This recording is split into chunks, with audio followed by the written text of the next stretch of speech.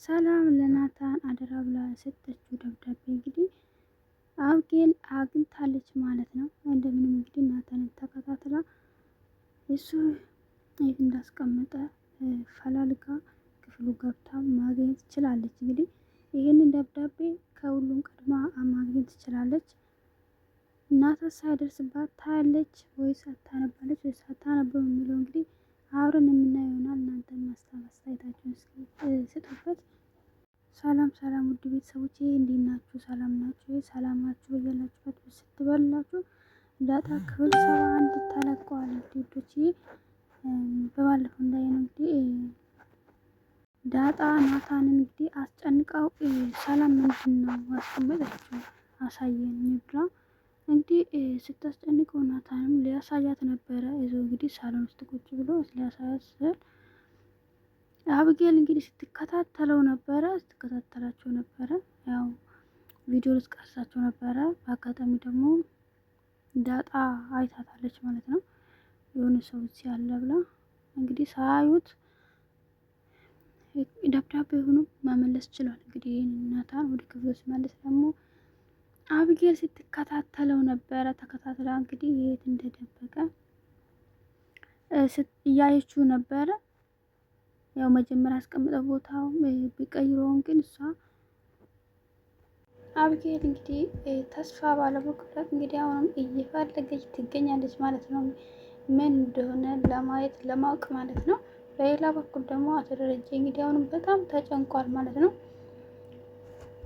ከበፊቱ የበለጠ እንግዲህ አሁን ላይ በጣም ጭንቀት ውስጥ ገብቷል ማለት ነው። በፊቱ እንኳን ዳጣ ብቻ ነበረች የእሷን እንዴት ነው ለማርታ ምነግራት እያለ እየተጨነቀ ነበረ። አሁን ደግሞ የበለጠ ሰላም እንግዲህ ሁለተኛ ያረገዘችውን ከሱ መሆኑን እንግዲህ ከሰማ በኋላ አሁን ላይ በጣም እየተጨነቀ ይገኛል። እንግዲህ በሌላ በኩል ደግሞ ማርታ እንግዲህ በጣም ጥሩ እናት ናት፣ ጥሩ ሚስት ናት።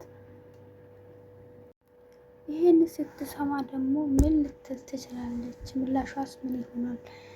ከእሱ ጋር ለመለያየት ትወስናለች ወይስ አብራት ትሆናለች የሚለው ነው። እንግዲህ እሱም ደግሞ ይሄን በጣም ፍራቻ ውስጥ ገብቷል ማለት ነው። እሷ ደግሞ ለዳጣም ቢሆን በጣም ጥሩ ናት፣ ጥሩ እናት ናት ማለት ነው። እሱም እንግዲህ ፍራቻው ይሄንን ከሰማች በኋላ ትፈታኛለች ብሎ የሚለው እንግዲህ ፍራቻው አለው ማለት ነው። እሷስ ምላሿ ምን ሊሆን ይችላል የሚለው እንግዲህ አብረን የምናየው ይሆናል ስነግራት ማለት ነው። እስካሁን እንግዲህ ለመንገርም ድፍረቱም አላገኘም ማለት ነው። ደግሞ አርጁ እንግዲህ አብጌልን አሁንም በጣም ይወዳታል ማለት ነው። በጣም ይወዳታል። እሷ ደግሞ ጭራሽ ከምኑም አትቆጥረውም ማለት ነው። በጣም እየገፋችው ስለሆነ እሱም በጣም ከፍቶታል። መድኃኒትም ልጠጣው ነበረ።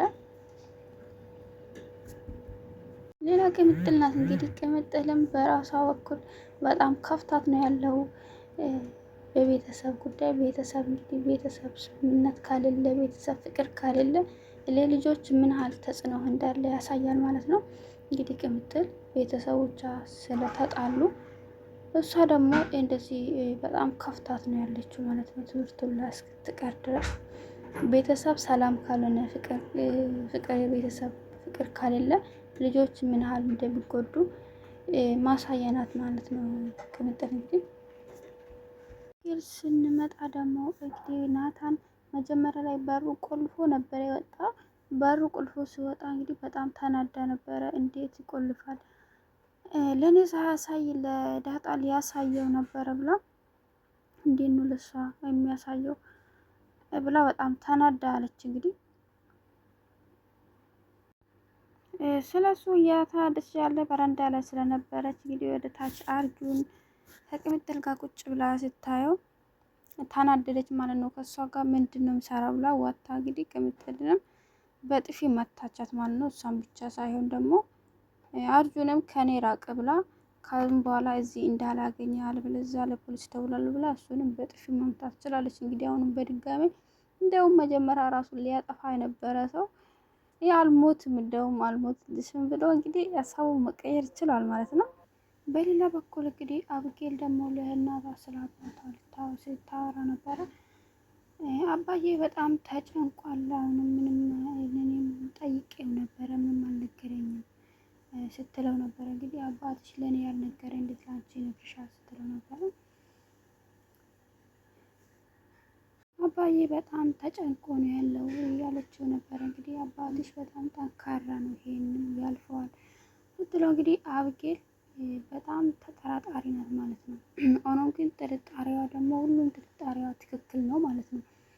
አባዬ አሁን የቅርቡ ነገር ሳይሆን ይሄ የቆየ ነገር ነው ይመስለኝ ያለችው ነበረ። አቶ ደረጀ ደግሞ አስቀድሞ ለማርታ ቢነግራት ጥሩ ነው ማለት ነው።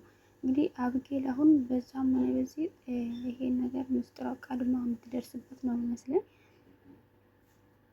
በዛ ላይ ደግሞ አሁን ሰላም ያስቀመጠችው ደብዳቤ እሷ አስቀድማ የምታነበው ከሆነ ዳጣ የሰላም ልጅ መሆኗ ይታወቃል ማለት ነው። ዳጣ የሰላም ልጅ ከሆነች ደግሞ አባቷስ ማን ነው ብሎ ድጋሜ እንዳንስ መጠየቁ አይቀርም ማለት ነው። እንግዲህ የትኛውም እውነት ይቆያል እንጂ መውጣቱ አይቀርም። ሆኖም ግን ደረጀ አስቀድሞ ለማርታ ቢነግራት ከራሱ አፍ ስትሰማና ከሌላ ሰው ስትሰማ ደግሞ እኩል አይሆንም ማለት ነው።